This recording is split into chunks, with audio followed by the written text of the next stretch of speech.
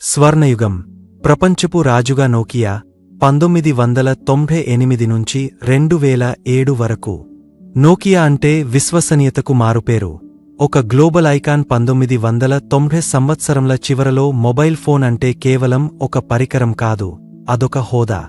ఆ సమయంలో నోకియా కేవలం ఫోన్లను అమ్మలేదు, నమ్మకాన్ని అమ్మింది.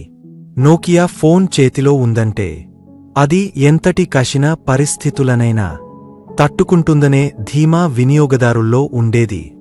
వారి ఐకానిక్ లోగో, రెండు చేతులు కలిసే కనెక్టింగ్ పీపుల్ విజువల్ ప్రపంచవ్యాప్తంగా ఒక సాంస్కృతిక చిహ్నంగా మారింది.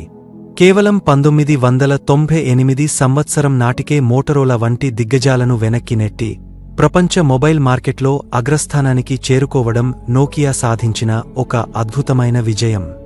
ఆ సమయంలో మార్కెట్లో నోకియా వాటా దాదాపు 40%కు చేరుకుంది.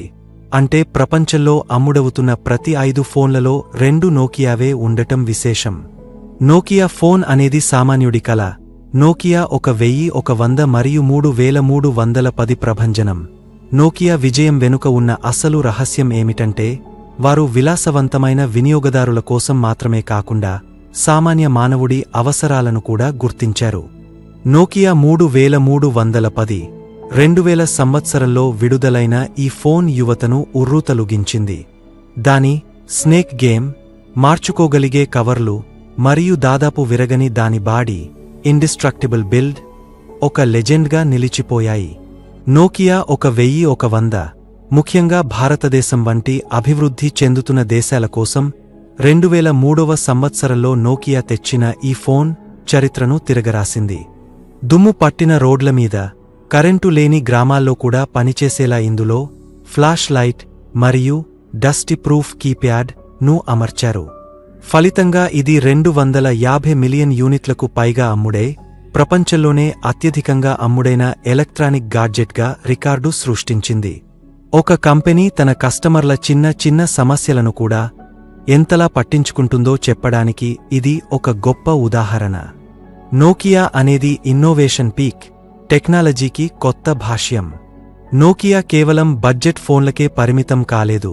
స్మార్ట్ ఫోన్ అనే పదం పుట్టకముందే వారు టెక్నాలజీలో విప్లవం తెచ్చారు. ఎన్ సిరీస్ మల్టీమీడియా ఫోన్ల ద్వారా మొబైల్లోనే కెమెరా, మ్యూజిక్ మరియు ఇంటర్నెట్ను పరిచయం చేశారు. సింబియన్ ఓఎస్ అప్పట్లో అది ప్రపంచంలోనే అత్యంత శక్తివంతమైన సాఫ్ట్వేర్ ప్లాట్ఫారం. 2007 నాటికి స్మార్ట్ఫోన్ మార్కెట్లో నోకియా వాటా ఏకంగా 50%కి చేరుకుంది. వ్యాపార సామ్రాజ్యాలు ఎలా నిర్మించాలో చెప్పడానికి నోకియా స్వర్ణయుగం ఒక నిఘంటువు లాంటిది. వారు కేవలం మార్కెట్ను అనుసరించలేదు, మార్కెట్ను సృష్టించారు. ప్రతి ఇంట్లోనూ, ప్రతి చేతిలోనూ ఒక నోకియా ఫోన్ ఉండటం అనేది ఆనాడు ఒక అనివార్యమైన వాస్తవం. మిత్రులారా, విజయం అంటే గాలిలో వచ్చేది కాదు. నోకియా స్వర్ణయుగం వెనుక ఉన్నది వారి నిరంతర పరిశోధన మరియు ప్రజల పట్ల ఉన్న అంకితభావం. ఈ స్థాయికి చేరుకున్నాక ఇక మనల్ని ఎవ్వరూ ఓడించలేరు అనుకోవడమే అతిపెద్ద తప్పు. నోకియా కూడా సరిగ్గా అదే అనుకుంది. ఆ తర్వాతి అధ్యాయంలో అంతటి మహా సామ్రాజ్యం చిన్న చిన్న పొరపాట్ల వల్ల ఎలా పతనమైందో చూద్దాం.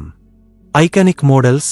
నోకియా 3310 దాని మన్నిక ఇప్పటికీ ఒక లెజెండ్, మరియు నోకియా 1100 250 మిలియన్ యూనిట్లు అమ్ముడై చరిత్ర సృష్టించింది. మార్కెట్ ఆధిపత్యం. 2007 నాటికి ప్రపంచంలో అమ్ముడవుతున్న ప్రతి 2 స్మార్ట్ ఫోన్లలో ఒకటి నోకియాదే. 49.4% మార్కెట్ షేర్. అప్పట్లో నోకియాకు పోటీ అనేది లేదనే భ్రమలో అందరూ ఉండేవారు. The great disruption. ఐఫోన్ మరియు ఆండ్రాయిడ్ రాక. జనవరి 2007 9న స్టీవ్ జాబ్స్ చేతిలో ఒక చిన్న గాజు పలక లాంటి పరికరం ప్రత్యక్షమైంది. అదే ఐఫోన్. మార్పు. మొబైల్ అంటే కేవలం కాల్స్ మాట్లాడుకునే వస్తువు కాదు, అది మన చేతిలో ఉండే ఇంటర్నెట్ కంప్యూటర్ అని ప్రపంచానికి తెలిసింది. నోకియా చేసిన అతి పెద్ద తప్పు. నోకియా ఐఫోన్ను చూసి నవ్వింది. దీనికి కీప్యాడ్ లేదు, ఒక్కసారి కింద పడితే పగలిపోతుంది, ఇది ఎక్కువ కాలం నిలవదు అని అహంకారంతో అంచనా వేసింది. కాని అదే సమయంలో గూగుల్ తన ఆండ్రాయిడ్ ఓపెన్ సోర్స్ ప్లాట్ఫారంను అందరికీ అందుబాటులోకి తెచ్చింది. సామ్సంగ్ లాంటి కంపెనీలు దాన్ని అందిపుచ్చుకున్నాయి. నోకియా కంపెనీలోనే లోపలి శత్రువు, బ్యూరోక్రసీ మరియు అహంకారం. నోకియా పతనానికి బయటి శత్రువుల కంటే లోపలి సమస్యలే ఎక్కువ కారణం. నోకియా సామ్రాజ్యం కూలిపోవడానికి కేవలం ఆపిల్ లేదా ఆండ్రాయిడ్ రాక మాత్రమే కారణం కాదు. ఆ కోట లోపల వేళ్లునుకున్న కొన్ని బలహీనతలు ఆ పతనానికి పునాది వేశాయి. ఈ విభాగాన్ని మరింత లోతుగా, విశ్లేషణాత్మకంగా ఇక్కడ వివరిస్తున్నాను.